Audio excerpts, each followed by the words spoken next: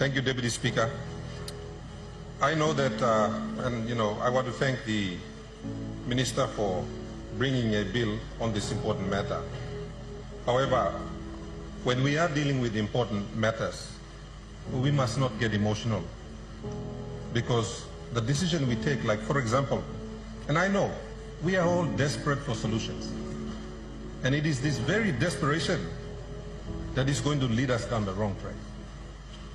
If you look at the definition of what we mean by terrorism in the Act, when I look at this definition, I can tell you right now that if the university students protested tomorrow on the street, they would qualify as a terrorist group under this definition.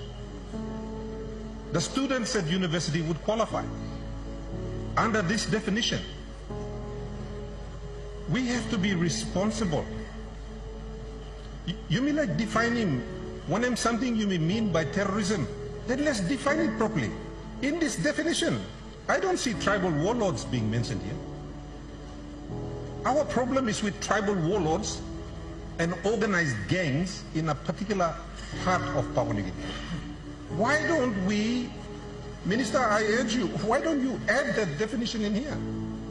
Let's be specific. Amending past 10.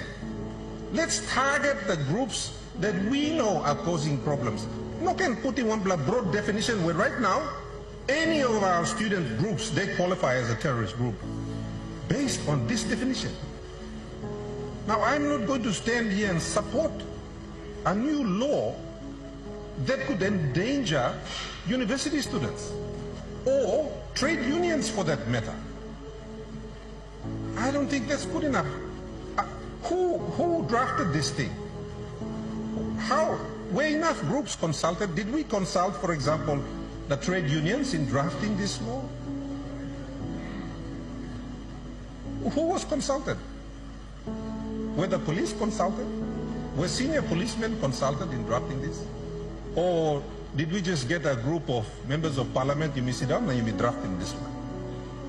We've got to be responsible in managing a country. Leaders, this is not a tucker box we are running.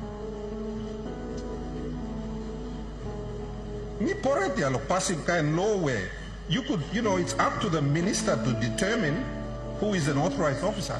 My God, that's the second problem with this. You should take out members of parliament, politically influenced persons, entirely out of this bill. The police